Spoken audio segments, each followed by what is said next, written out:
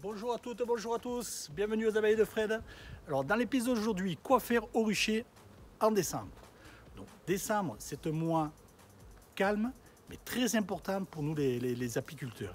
Parce qu'on a deux choses qui sont primordiales, c'est de connaître le poids de nos ruches, voir s'il y a de la nourriture, s'il faut en remettre, et aussi le taux d'infestation varroa qu'on a dans notre rucher. Parce qu'en décembre, on va pouvoir traiter contre le varroa. Donc vous avez plusieurs façons de le faire, par égouttement, vous pouvez le faire par sublimation, etc. Chacun utilise ce qu'il veut pour lutter contre le varroa. La chose principale, c'est de contrôler et s'il faut, il faut traiter. Donc première chose à faire au rucher, c'est le contrôle visuel de l'état des ruches. Là je vois que ici sur cette travée, tous les toits sont en place, il y a les pierres au-dessus. Sur l'avant, les portes sont bien mises en place. Comme vous avez pu le voir, j'ai retiré les grillages que j'avais mis pour le frelon asiatique. Alors, on pourrait dire que c'est une efficacité au début quand on le met. Ça les perturbe, ils regardent ça. Mais au bout d'un moment, le frelon asiatique comme le frelon européen passe, rentre et même avec les portes vertes, un abonné m'a fait la remarque en me disant oui mais avec les portes vertes anti-frelon, le frelon passe. Oui, depuis toujours, depuis que ça existe, les portes anti-frelon, le frelon passe. C'est-à-dire que quand les frelons sont encore petits, bien sûr, ils arrivent à passer. Après, quand ils sont en taille adulte, grosse taille, ils ne passent plus, surtout le frelon européen. Le frelon asiatique, les gines, c'est impossible que ça rentre. Par contre, quand il y a des petits, ils arrivent à rentrer. Donc les petits frelons européens, quand ils rentrent, de toute façon, c'est facile, vous les retrouvez en règle générale morts dedans, parce que les abeilles les attaquent, et en augmentant la température, ça les tue. C'est beaucoup plus compliqué, même quand c'est des frelons asiatiques. Ils ont quand même du mal à les tuer. Donc c'est pour ça qu'on réduit les entrées. Pourquoi? Pour aider les abeilles à se défendre contre ce prédateur. Et aussi pour éviter le pillage quand on nourrit les ruches. Ça sert aux deux. Donc voilà. Donc état général de ce côté, tout est bon. Les portes sont en place. Les portes ont été réduites de partout. Vous voyez que ça a été réduit. Et ça ne gêne pas les abeilles de rentrer et de sortir. Donc je fais un petit tour sur les côtés, sur l'arrière pour voir que tout est normal. Sur l'arrière, c'est bon. Les côtés, c'est bon. Voilà. Sur cette travée, tout est bon. Donc, ensuite, toujours vérifier si on n'a pas de l'eau. Donc là, elles sont surélevées, donc ça élimine tout ce qui est humidité. Donc là-dessus, je suis tranquille. Donc vous, en fonction de comment sont mis vos ruches, n'oubliez pas de contrôler aussi que les ruches ne soient pas humides, parce que l'humidité, c'est l'ennemi de l'abeille. Le froid, elles arrivent toujours à lutter contre le froid, donc ce n'est pas un souci. La seule chose que ça incombe, c'est que plus il fait froid, plus on le consomme. Voilà, c'est ça. Donc, nous avons déjà contrôlé cela, et surtout, nous allons parler du varroa. Pourquoi? Parce que cette année, en échangeant avec plusieurs apiculteurs, on se rend compte que c'est une année forte en infestation de varroa. Alors c'est peut-être dû aux conditions climatiques, alors peut-être dans votre région il n'y en a pas plus que les autres années. Certains apiculteurs pensent, alors je ne sais pas si c'est ça ou si c'est pas ça, que le traitement, la mitraze n'a pas été efficace du tout. Donc moi sur le rucher, j'ai traité de deux façons. J'ai traité de deux façons. J'ai traité une à la mitraze, à peu près 50% du rucher, et 50 autres pourcents, je l'ai traité à l'acide oxalique par égouttement, avec plusieurs passages, bien contrôlés, et je verrai en décembre où j'ai le meilleur résultat. Comme ça, si je vois que c'est égal, bon ou mauvais des deux côtés, je dirais que je l'ai fait d'une façon ou d'une autre, j'ai le même résultat. Si je vois que j'ai un meilleur résultat sur 50% de mes ruches avec un traitement, je pourrais en déduire que ce traitement a été meilleur. Je ne dis pas que ce traitement est meilleur en permanence, mais il a peut-être été meilleur cette année. Pour l'instant, je n'ai aucune visibilité. Je n'ai pas encore mis mes mélanges dessous pour regarder la chute naturelle de varroa. Donc, on va regarder comment contrôler la chute naturelle du varroa avant de parler du traitement. Allez, on regarde ça. Donc, pour contrôler la chute naturelle de varroa qui tombe, donc actuellement, pour rappel, il doit tomber un demi-varroa par jour. Donc c'est quand même compliqué à les contrôler tous les jours pour voir si vous avez le demi-varroa. Donc moi je vous conseille de, quand vous mettez votre lange, de la laisser quelques jours et de passer et de regarder. Actuellement en décembre, il n'y a pas énormément de fourmis qui viennent enlever, qui viennent se nourrir des varroas. Donc ça c'est les langes classiques que l'on achète dans les magasins apicoles, qui vont sous les planchers, bien sûr, Nico, c'est vendu pour ça. Voilà. Donc moi d'un côté, je fais un quadrillage, tout simplement au feutre, ça part pas. Parce que lorsque vous comptez les varroas, c'est toujours difficile de savoir où on est passé si on commence à pousser. Pour moi, je parle pour mon cas à moi, donc peut-être que pour vous c'est beaucoup plus facile.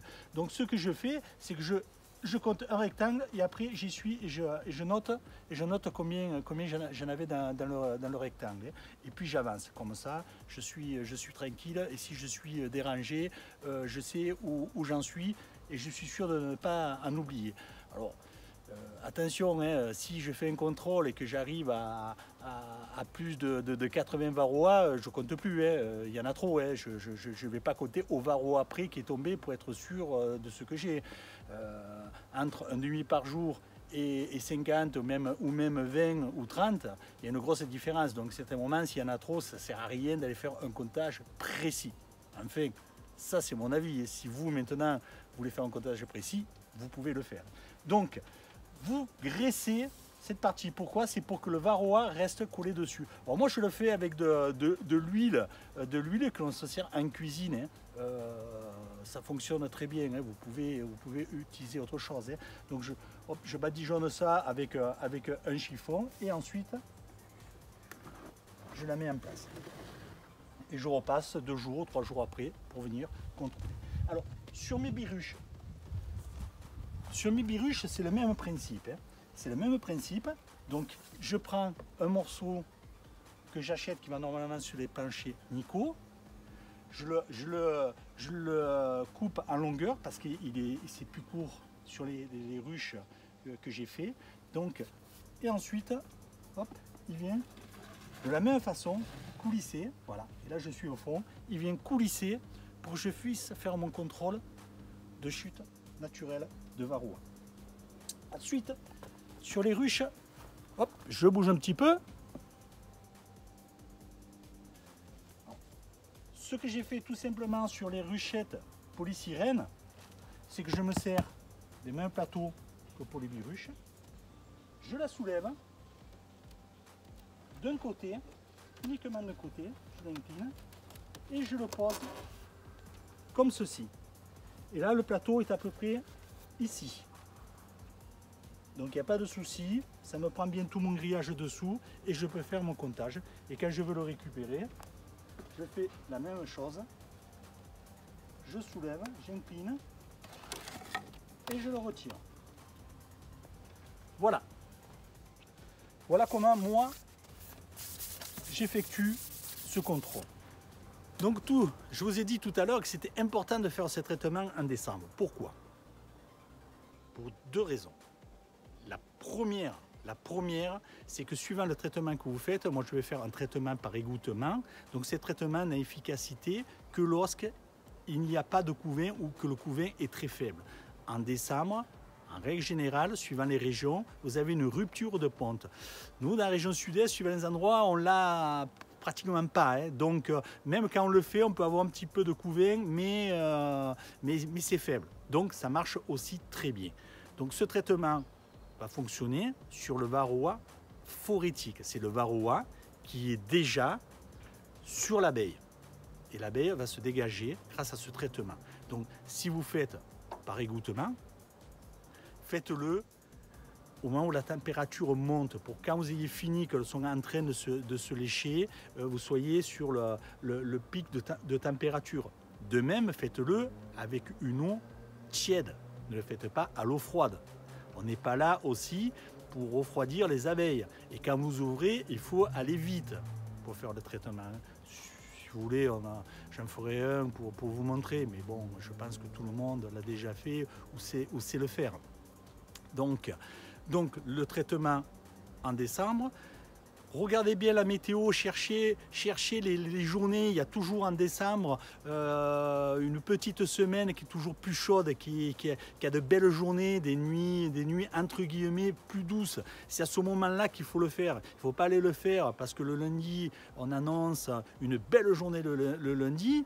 Et dans la nuit du lundi au mardi, le mardi baisse de température de 8-9 degrés et les abeilles elles vont se geler la nuit. Parce que vous aurez quand même rentré de l'humidité avec le traitement. Donc il faut aussi penser aux abeilles. On fait ça pour leur bien, il ne faut pas leur faire du mal en voulant les soigner.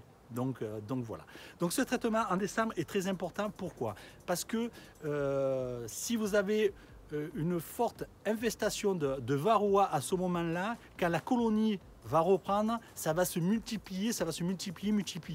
Donc si vous voulez voir le varroa, comment il pond dans les œufs de mâles, de femelles, il y en a plus dans les œufs de mâles que de femelles, etc. Je vous mettrai ici en haut la vidéo que j'ai fait là-dessus.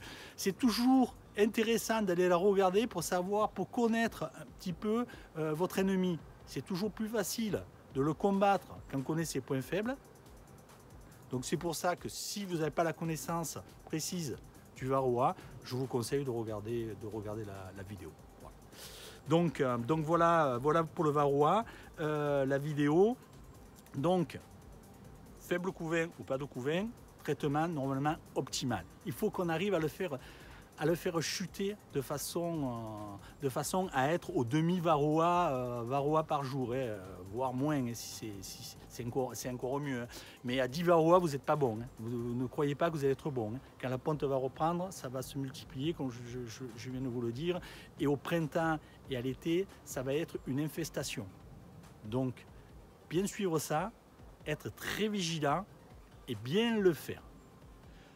En complément, là je vous présente comment faire un contrôle sur un lange. C'est la façon la plus répandue dans l'apiculture amateur. Encore faut-il savoir où est la frontière entre l'amateur et le professionnel, parce que c'est pas toujours évident. Parce qu'il y a d'autres méthodes. Moi là je viens de vous présenter la méthode classique lambda, que celui-là qui a 1 ou 10 ruches, ça fonctionne. Après, c'est infaisable quand vous avez 100, 300, 400 ruches de faire comme ça. Vous ne pouvez pas mettre une linge sur toutes vos ruches, passer, compter, vous faites que ça. Donc après, vous allez le faire suivant les ruchers, la grosseur du rucher, vous faites par sondage. Vous pouvez le faire en normant les abeilles avec du sucre glace et vous comptez les varroas qui après, ça va beaucoup plus vite. Il y a différentes méthodes. Voilà, c'est la méthode classique qui répond à beaucoup d'apiculteurs amateurs. Je vous remercie d'avoir regardé l'épisode en entier. Je vous souhaite une excellente semaine. Je vous donne rendez-vous prochainement pour de nouvelles aventures. Et surtout, prenez bien soin de vous. À bientôt les apis.